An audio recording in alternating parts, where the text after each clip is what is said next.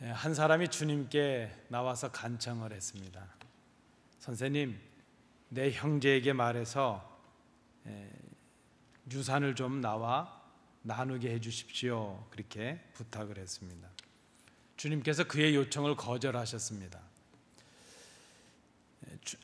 주님께서 어떤 그 대답을 주시든지 간에 이미 그 형제들은 그들의 마음속에 그 탐심이 가득해 있기 때문입니다. 주님께서 그것을 아셨습니다. 이제 그 말씀을 들은 주님께서 비유로 그에게 교훈의 말씀을 주셨습니다. 한 부자가 있었는데 그의 밭에 소출이 풍성하게 되었다는 것입니다. 이미 그의 곳간에는 쌓을 것이 없을 정도로 곡식이 많이 쌓아져 있습니다. 그래서 그가 지금 고민을 하게 되었습니다. 이미 곳간이 꽉 차 있는데, 창고가 이미 가득 차 있는데 또 소출이 풍성하게 되었다는 것입니다. 고민하다가 그가 내린 해결 방법은 무엇인가 하면 지금 있는 곳간을 헐어버리고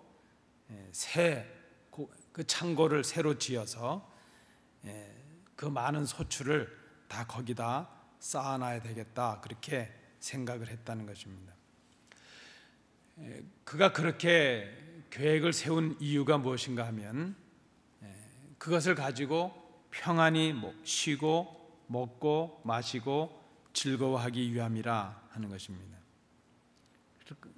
그런데 주님께서 계속 말씀하십니다. 생명의 주인이신 하나님께서 그의 생명을 오늘 밤에 거두신다면 그의 모든 소유는 남의 차지가 될 것이라 하는 것입니다. 그래서 그는 참으로 어리석은 자라 하는 것이죠.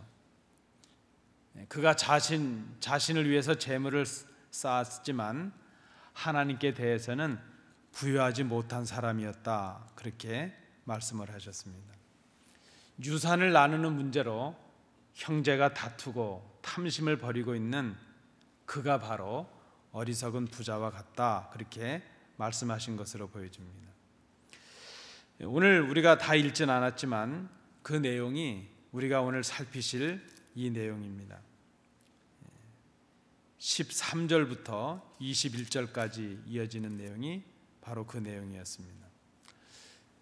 그런데 우리가 누가복음 12장 전체를 좀 보시면 이 이야기, 그리고 비유로 말씀하신 이 이야기 앞에 주님께서 바리새인들을 향해서 하신 말씀이 있었습니다.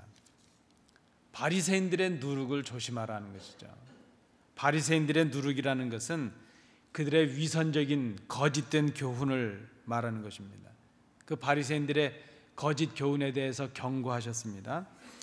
바리새인들은 하나님을 기쁘시게 하기보다는 사람들에게 잘 보이려고, 사람들에게 인정을 받으려고 그렇게 하는 것을 더 가치 있게 생각했다는 것입니다. 그래서 주님은 그렇게 말씀하셨습니다. 사람의 몸을 죽이는, 사람의 육체를 죽이는 세상의 가치, 세상의 권세보다도 몸을 죽이고도 지옥에 던져 넣을 수 있는 그런 권세를 가진 자를 더욱 두려워해야 된다, 그렇게 말씀을 하셨습니다. 그리고 오늘 이 비유의 말씀을 하셨고, 비유의 말씀을 주신 후에 주님께서 하나님께서 가장 귀하게 보시는 것이 무엇인가 하는 것을 말씀하십니다. 하나님께서 가장 가치 있게 보시는 것이 무엇인가, 그 내용이 21절 이하에 우리가 읽으셨던 그 31절까지 내용이 이어지고 있습니다. 그래서 오늘 이 말씀을 우리가 전체적으로 이해하기 위해서는 누가복음 12장 전체를 좀 한목에 한눈에 이해하는 것이 필요하다 보여집니다. 하나님께서 생각하시는 이 땅에서 가장 가치 있게 보시는 것이 무엇일까? 하나님께서는 그 무엇들보다도 믿음으로 자녀된 우리들을 가장 가치 있게 보신다는 것입니다. 근데 문제가 있는데 그것이 무엇인가 하면 하나님께서 가치 있게 보시는 것과 우리가 가치 있다고 생각하는 것에 차이가 있다는 것입니다. 오늘 34절을 다시 보시기 바랍니다. 34절은 이렇게 말씀합니다. 너희의 보물이 있는 곳에는 너희 마음도 있으리라.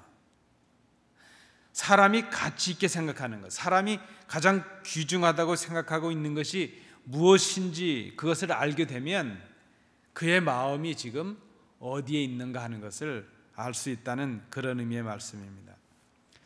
마땅히 가치 있게 보아야 될 것을 보지 못하게 하는 것이 있습니다. 그것이 무엇일까요? 그것은 탐심이라는 것입니다. 우리 마음에 탐심이 가득하면 볼 걸 못 보게 하고 들을 걸 못 듣게 합니다.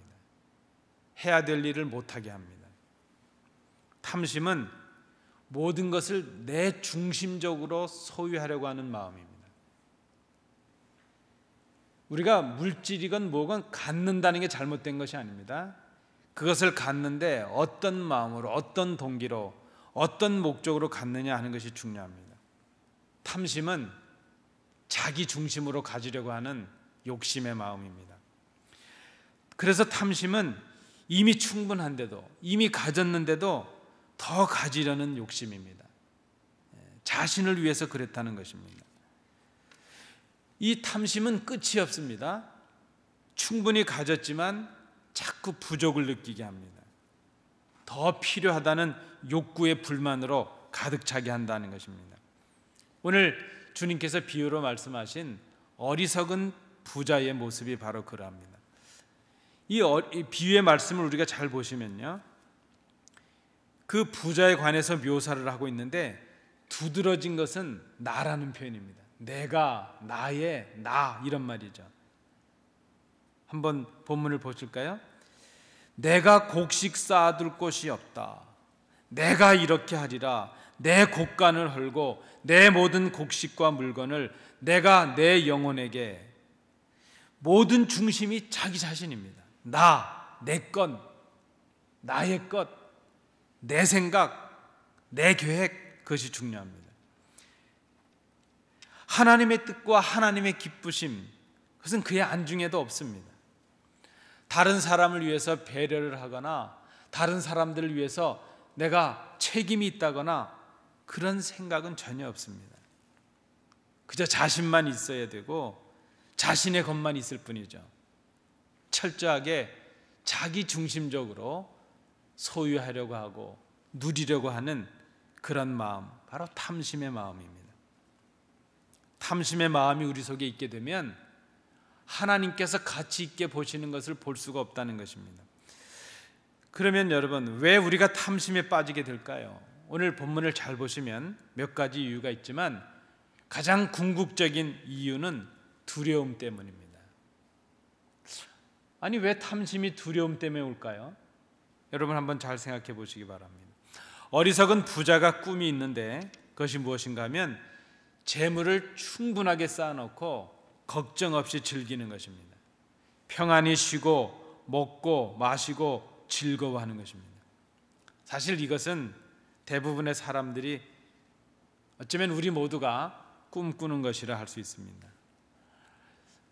어떤 분이 그렇게 얘기합니다. 나는 소박한 꿈이 있는데 그렇게 욕심이 많지 않아.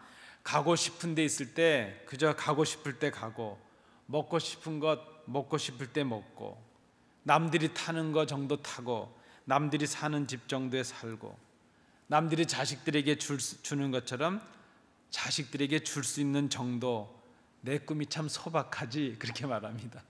근데 여러분, 그 정도 꿈은 소박한 꿈이 이미 아니죠. 이러한 삶을 사는 것이 가치 있는 일이다, 그렇게 생각을 한다는 것입니다. 그렇게 생각하니까 지금 가진 것으로는 부족합니다. 좀 더 편안해야 되고, 좀 더 즐겨야 되고, 좀 더 누려야 된다고 생각하니까 지금 가진 것이 부족하죠. 그리고 지금 가진 것이 사라질까 봐 두려움이 있습니다. 그래서 뭔가 지켜야 되고 더 가져야 된다는 강박관념, 그 탐심 욕심이 바로 걱정이 되고 염려가 되고 두려움이 된다는 것입니다. 여러분, 그런 말 있지 않습니까? 집이 막 불이 나는데 거지 아버지가 아들을 데려가면서 너는 아버지 잘 만난 줄 알아. 아버지가 집이 없어서 저런 걱정도 없잖아. 그랬다는 겁니다. 여러분, 어떤 때는요, 가지고 있기 때문에 두려움이 생깁니다. 사실 지킨다는 게 더 큰 일이죠. 없어서 뭔가를 꿈꾸고 그것을 얻기 위해 노력하는 것보다 가지고 있어서 그것을 지키는 건 훨씬 더 어렵습니다. 그런데 우리가 나만을 위해서, 내 욕심만을 위해서 뭔가를 가지려고 하고 지키려고 하고 무엇인가를 더 가지려고 그렇게 하게 되면 그 욕심이 자라서 두려움이 된다는 것입니다. 이 두려움이 어디에서 오는 것입니까? 눈에 보이는 우리의 소유가 우리를 지켜줄 수 있을 것이라는 잘못된 가치, 잘못된 생각에서 옵니다. 주님께서도 말씀하셨지만 우리의 생명이 소유에서 있는 것이 아니라는 것이죠. 우리의 생명이 가진 것에서 있는 것이 아닙니다. 그 두려움은 어디에서 오는가 하면 우리의 생명과 모든 것의 주인이신 하나님을 믿지 못하는 불신앙에서 온다는 것입니다. 여러분, 우리가 좀 정직하게 고백해야 됩니다. 왜 염려합니까? 왜 불안해합니까? 왜 두려움에 떨고 있습니까? 믿지 못하기 때문입니다. 믿지 못하면 그것이 두려움이 될 수밖에 없습니다. 오늘 주님께서 말씀하십니다. 32절입니다. 적은 무리여 무서워 말라. 너희 아버지께서 그 나라를 너희에게 주시기를 기뻐하시느니라. 바리새파 사람들에게 진정한 가치와 권세가 무엇인가를 말씀하셨습니다. 그리고 물질의 탐심으로 참 생명의 주인을 알아보지 못하는 그 어리석은 사람에 대해서 부자의 비유로 말씀을 주셨습니다. 그리고 결론적으로 31절에서 말씀하십니다. 모든 가치와 모든 탐심의 근원이 두려움이라는 것입니다. 그런데 그 두려움은 주님을 믿지 못하는 불신앙에서 온다 하는 것이죠. 세상의 욕심은 갖지 못하면 불안해집니다. 이미 가졌는데도 더 가진 사람들을 보면 걱정과 염려로 가득하게 됩니다. 우리가 더 가지려고 욕심내지 말아야 될 이유가 무엇입니까? 우리의 생명이 소유의 유무에 있는 것이 아니고 가진 것에 많고 적음에 있는 것이 아니라는 것입니다. 우리의 생명은 하나님의 손에 달려 있습니다. 우리가 구하는 먹을 것, 입을 것, 그런 것들, 그것은 하나님과 우리가 바른 관계를 맺기만 하면 사실은 구하지 않아도 주시는 것이라 주님의 말씀입니다. 이미 그런 것들이 우리에게 있어야 될 것을 우리의 아버지는 아시기 때문입니다. 또 다른 이유는 무엇입니까? 우리가 아무리 걱정을 한다고 해도, 우리가 아무리 염려를 한다고 해도 그 결과에 변할 것은 아무것도 없다는 것입니다. 우리가 걱정한다고 해서 키를 키우지도 못한다는 것입니다. 그러면 우리가 할 일이 무엇이겠습니까? 여러분, 이 세상의 두려움, 걱정과 염려로부터 우리가 자유할 수 있는 길이 무엇인가 하는 것이죠. 하나님께서 우리를 가장 귀한 사람, 귀한 존재로 보신다는 것을 믿는 것입니다. 이 세상에서 우리는 다른 것에 가치를 두고 살아가지만 하나님은 예수 그리스도를 믿는 우리들을 가장 귀하게 보신다는 것입니다. 주님께서 그것을 증거로 말씀하십니다. 까마귀를 좀 보라는 것입니다. 저 까마귀도 하나님께서 기르시는 것이 아니겠느냐 하는 것이죠. 백합화를 좀 보라는 것입니다. 저 백합화가 무엇을 했느냐 하는 것이죠. 아무것도 안 했지만 그 백합화를 그렇게 아름다운 꽃으로 입히시지 않으셨는가? 솔로몬이 입었던 그 영광도 저 백합화보다도 못하다는 것이 주님의 말씀입니다. 아니, 오늘 있다가 내일 아궁에 던져질 더 이름 없는 들풀도 하나님께서 입히시는 것이 아니겠느냐? 너희가 까마귀보다 못하고 백합보다도 못하고 너희가 들풀보다도 못하겠느냐? 하물며 너희의 아버지이신 하나님께서 너희들을 그것들보다 훨씬 귀하게 보시는, 가치 있게 보시는 아버지께서 너희들의 먹을 것, 입을 것, 마실 것, 그것을 알아서 주시지 않겠느냐? 하나님께서 우리에게 있어야 될 것을, 있어야 할 것을 아시고 주신다는 것을 믿는 것입니다. 여러분, 우리가 할 일이 무엇입니까? 믿는 것입니다. 전에 어떤 목사님이 그런 말씀하셨는데요, 저도 좀 흉내를 내서 인용하고 싶습니다. 그분은 제가 아는 그 한국에 있는 교수님인데, 그분은 그런 말씀하셨어요. 개나리는 걱정하지 않는다는 겁니다. 개나리, 꽃 있지 않습니까? 밤새 개나리가 걱정했다면 저렇게 아름다운 노란색을 만들어낼 수가 없다는 겁니다. 저는 좀 다르게 표현을 하면, 이 우리 교회 마당에 사택 주위로 돌아다니는 다람쥐는 걱정을 하지 않는 것 같아요. 비가 오건 뭐가 오건 그저 걱정하지 않는 것이 분명합니다. 날아다니는 새들도 걱정하는 것 같지가 않습니다. 그저 주신 대로 만족하며 살아갑니다. 하나님께서 그들을 먹이시고 입히시는 걸 그들은 알고 있는 것 같습니다. 여러분, 우리가 다람쥐만 못하겠습니까? 우리가 까마귀만 못하겠습니까? 우리가 이름 없는 들풀만 못하겠습니까? 다람쥐도 걱정하지 않고 다 걱정하지 않는데 유독 우리만 두려워하고 걱정하고 있습니다. 왜 그런가 하면 믿음으로 가득해야 될 우리의 마음속에 욕심이 가득하기 때문입니다. 하나님의 나라의 것으로 가득해야 될 그 마음속에 이 땅의 것으로 가득하기 때문입니다. 쉬이 사라질 이 땅의 것으로 가득하게 되니까, 믿지 못하게 되니까, 많이 가졌는데도, 많이 주셨는데도 그저 불만이 가득하고, 이미 누리고 있는데도 걱정과 염려가 가득합니다. 두려움이 가득합니다. 하나님께서 우리를 가치 있게 보신다는 것을 믿는다는 것, 그것은 우리로 하여금 거짓으로부터 자유하게 하는 것입니다. 오늘 바리새인들의 말을 보면 위선이라는 것이죠. 여러분, 위선은 거짓입니다. 없는데 있는 척하는 게 거짓입니다. 했는데 안 한 척하는 것이 위선입니다. 위선은 그래서 하나님이 아닌 사람들에게 잘 보이려고 자신을 속이고 다른 사람들을 속이고 하나님까지도 속이는 일입니다. 그것은 거짓입니다. 여러분, 우리가 거짓에서 자꾸 얽매이는 이유는요, 믿지 아니하고 우리 속에 욕심이 가득하게 하기 때문입니다. 우리가 하나님을 잘 믿고 예수님을 잘 믿고 우리 마음속에 있는 욕심을 버리면 우리 속에서 거짓이 사라집니다.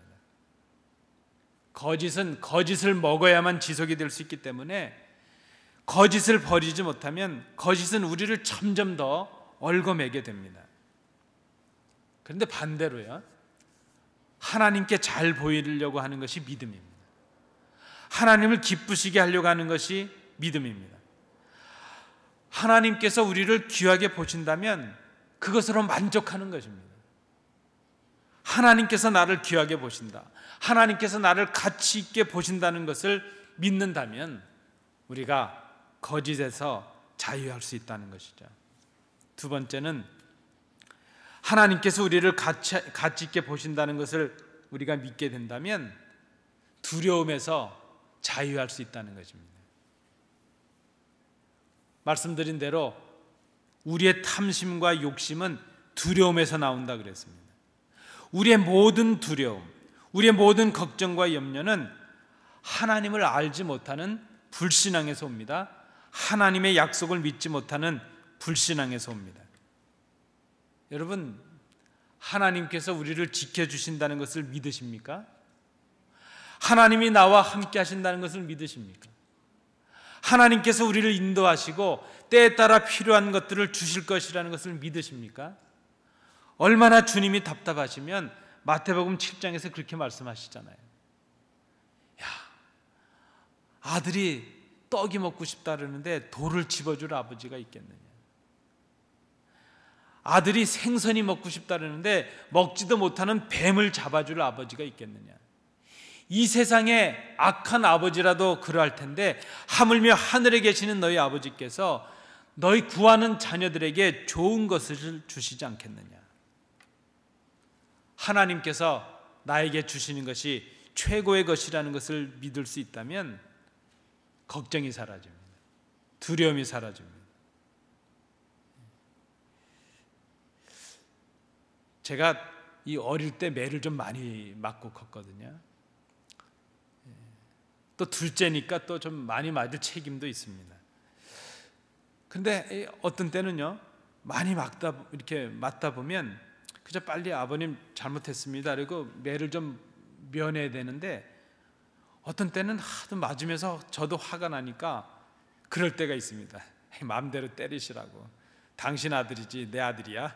뭐 그럴 때가 있는 것이죠. 그렇잖아요. 아버지의 아들이 저니까 때리시면 당신도 마음 아프실 거다 하는 그런 마음을 갖는 것이죠. 그것도 아버지에 대한 믿음은 믿음이죠. 때려도 죽게는 안 때리겠지, 뭐 그런 마음이 있는 것이죠.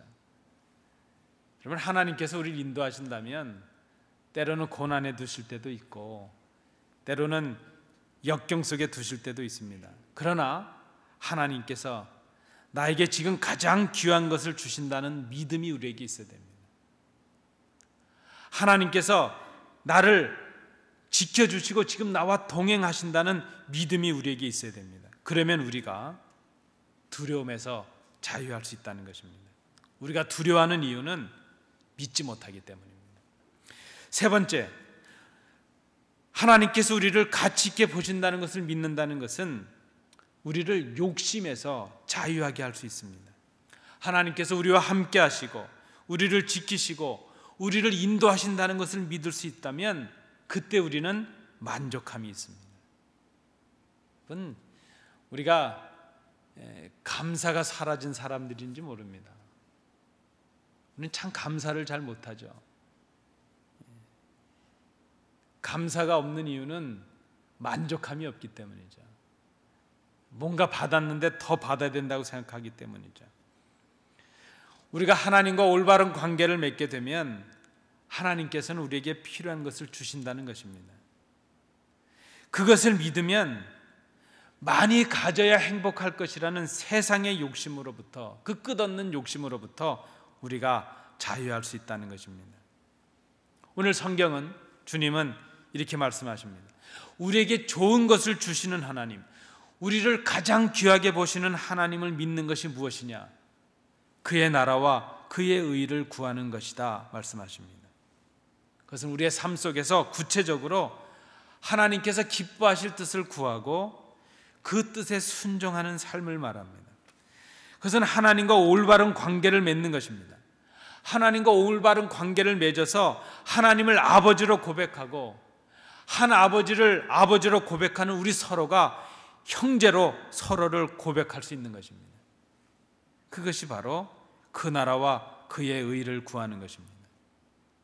그때 아버지 되신 우리 하나님은 그 아버지의 뜻이 우리 가운데 이루어질 수 있도록 인도하시고 보호해 주신다는 것입니다. 바로 그것이 모든 두려움과 걱정과 염려, 우리의 이 욕심, 우리의 거짓으로부터 우리를 자유하게 하는 길이 될 수 있다는 것입니다. 여러분, 하나님을 믿는다는 것은 그래서 이 땅에 썩어 없어질 것에 마음을 빼앗기지 않는 것을 의미합니다. 오늘 본문에 어리석은 그 부자처럼 땅의 창고에 쌓는 것이 아니라 우리에게 주신 물질과 은사와 시간을 하나님께서 기뻐하시는 일을 위해서 선용하는 것입니다.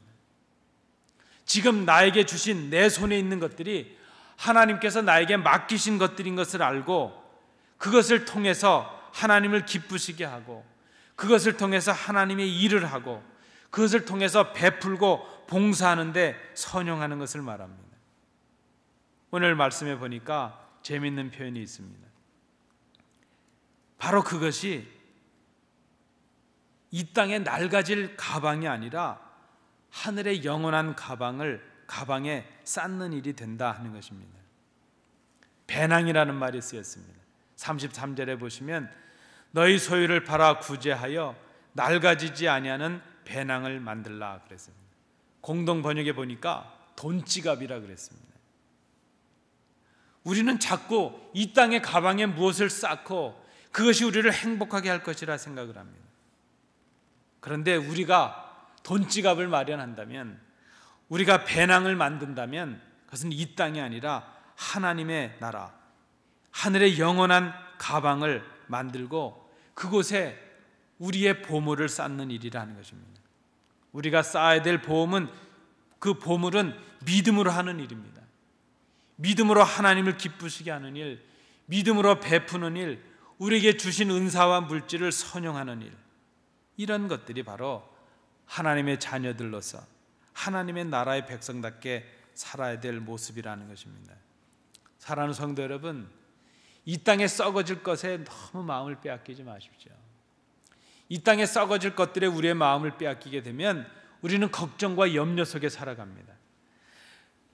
그러나 하나님의 나라에 우리의 가방을 만들고 우리의 배낭을 만들고 그 속에 우리의 보물을 쌓게 되면 우리는 거짓으로부터, 욕심으로부터, 두려움으로부터 자유할 수 있는 사람들이 될 수 있다는 것입니다. 그것이 우리에게 주시는 하나님의 복입니다.